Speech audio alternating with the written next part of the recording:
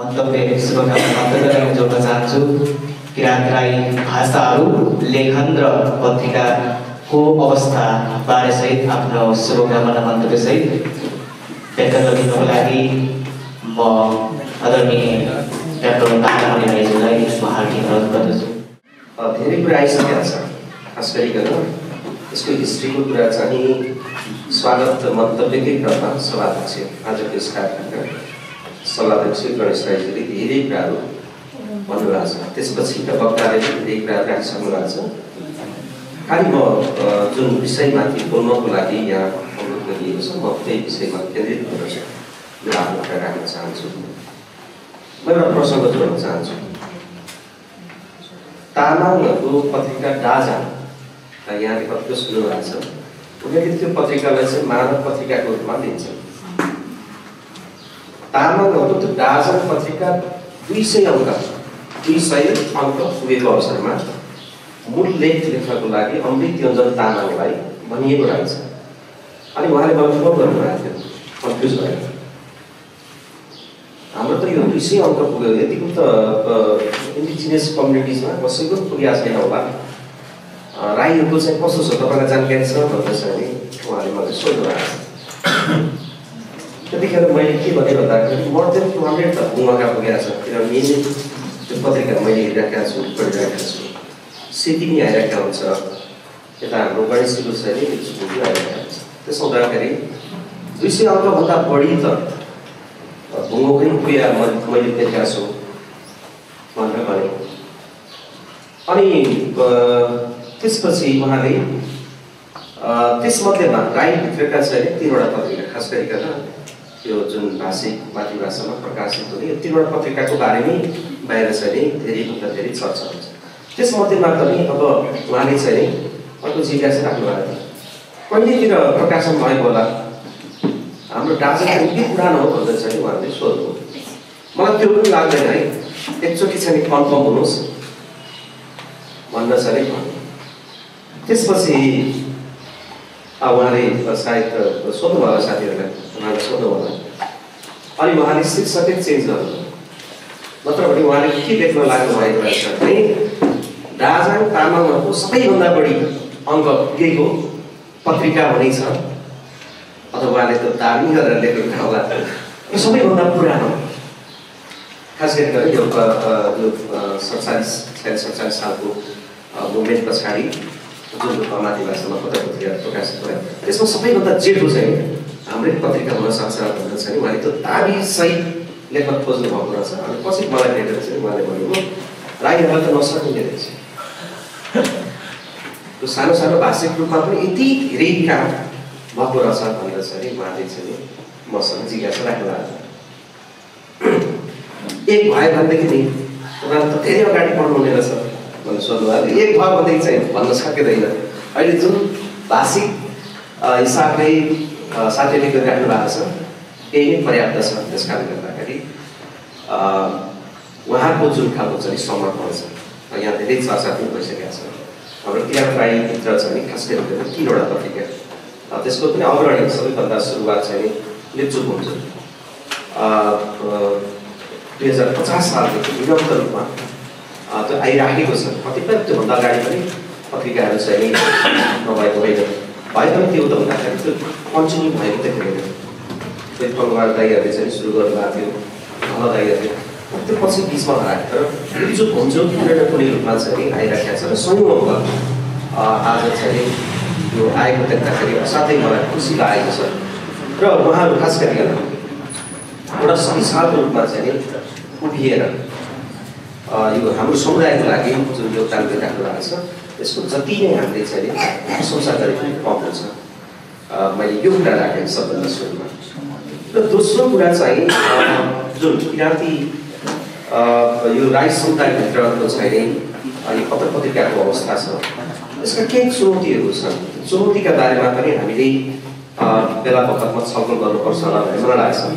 सबभन्दा पहिलो कुरा चाहिँ अब जस्तै उहाँहरूले कन्टेन्ट क्रिएट गरिराख्नु भएको छ त्यसमा पनि मलाई लाग्छ बेला बेलामा छलफल गर्नुपर्ने देखिन्छ होला। यसलाई चाहिँ इम्प्याक्ट एसेसमेन्ट भनेर भन्छ।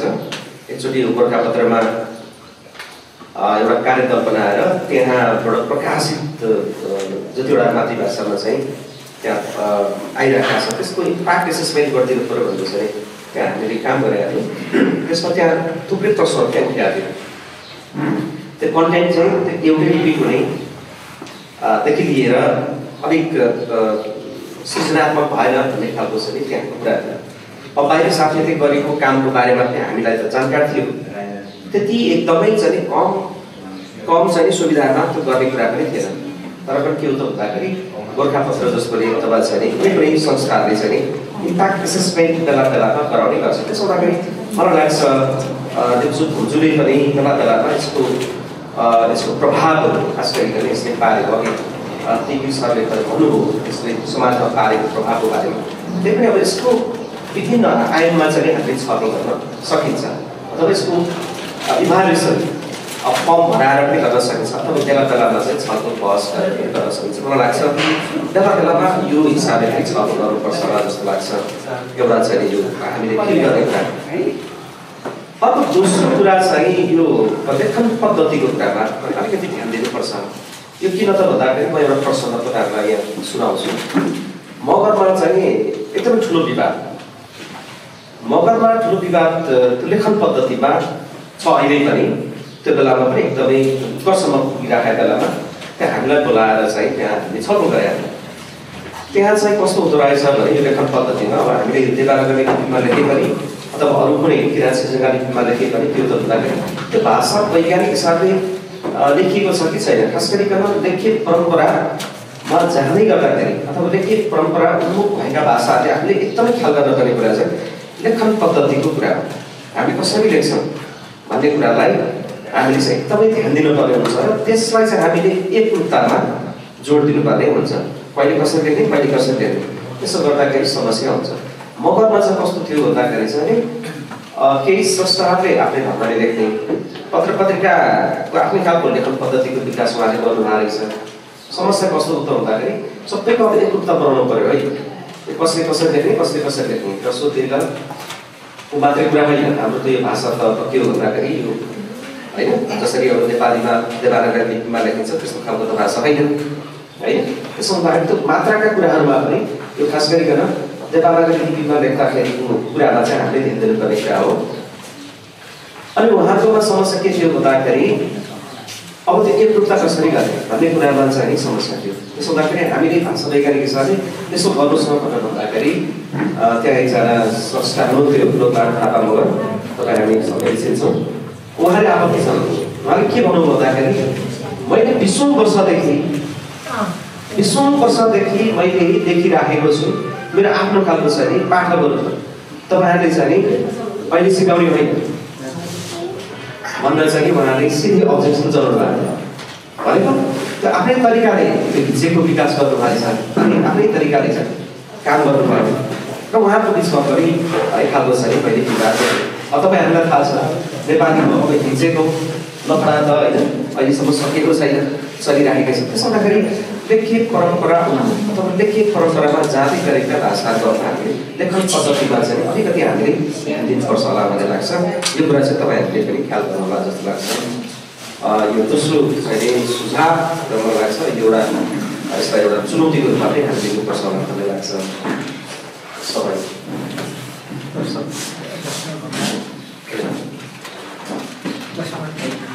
र अर्को चाहिँ मैले एउटा मात्रै कुरा राखेर म बिदा हुन्छु। अर्को चाहिँ अब पनि आएको छ। अब यहाँ हामी कस्ता खालका यहाँ हामी सहभागी छौँ भने विभिन्न खालका खास गरिकन अब एक खालको चाहिँ हामी भाषा वैज्ञानिक अथवा भाषा शास्त्रीहरू छौँ। यहाँनिर प्राध्यापक डाक्टर नवकिशोर राई हुनुहुन्छ, उहाँकै लगमा हामी केही भाषा विज्ञानमा खास गरिकन भाषाको संरचनागत अध्ययन अथवा भाषाको विज्ञानको बारेमा अध्ययन गर्ने हामी केही साथीहरू छौँ। नेत्रमणि सर हुनुहुन्छ। अनि केही चाहिँ त्यो कन्टेन्ट पनि चाहियो भाषा अध्येताहरूले अथवा भाषा विज्ञानको अध्ययन गर्नेहरूको लागि पनि त चिज त चाहियो। त्यो कन्टेन्ट प्रडक्ट गर्ने एउटा टिम छ। यो खास गरिकन त्यसलाई हामी कर्पस भन्छ, रिजन कर्पस भनेर भन्छ, त्यो पनि चाहियो। अर्को चाहिँ उहाँहरूलाई त्यो कन्टेन्ट कसले दिन्छ त भन्दाखेरि कम्युनिटीले दिन्छ। भनिसकेपछि त्यो 3 खालको छ नि यहाँनिर हामी सहभागी छौँ। 3वटा पार्टी भनौँ न छौँ भनिसकेपछि अब हामीले ध्यान दिनुपर्ने कुरा है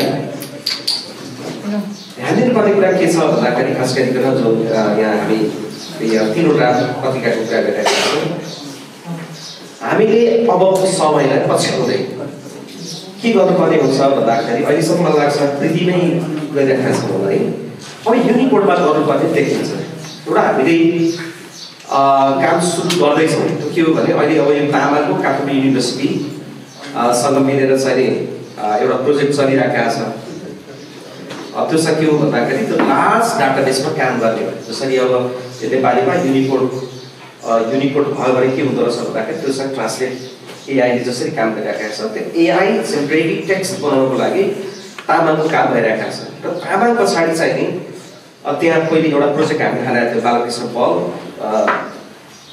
बलराम प्रसाई र मैले हामीले हालेको थियो प्रोजेक्ट त्यो परेन र यो तामाङको चाहिँ परेको छ त निकट भविष्यमा हामीले के काम गर्न खोजिरहेका छौँ भने किराँती भाषालाई एआई जेनेरेट टेक्स्टको रूपमा चाहिँ नि लानुपर्छ भन्ने हिसाबले त्यहाँ हाम्रो कुराकानी भइरहेका छ एउटा प्रपोजल हामीले चाहिँ ड्रप पनि गरिरहेका छौँ त्यस्तो भएको अवस्थामा के हुन्छ भने हामीले चाहिँ यो द्वितीयमा लेखेर हुँदैन त्यसो हुँदाखेरि हामी युनिकोडतिर पनि जानुपर्छ त्यसो हुँदाखेरि अब साथीहरूले पनि त्यो कुरामा यसो विचार गर्नुहोला भन्ने कुरा पनि मैले सुझावको रूपमा राख्न चाहन्छु किनभने त्यो कम्प्याटिबल हुनुपर्ने हुन्छ मैले यो कुरा राख्दै यो जुन 100औं अङ्क पुगेको अवसरमा मलाई पनि आफ्नो विचार राख्ने जुन अवसर पुग्यो यसका निम्ति लिप्चु पत्रिकाको यो सिङ्गो परिवारप्रति हार्दिक आभार व्यक्त गर्दै सत्य तथ्य निष्पक्ष अनि खोजमूलक समाचारको साथमा एभरेस्ट न्यूज।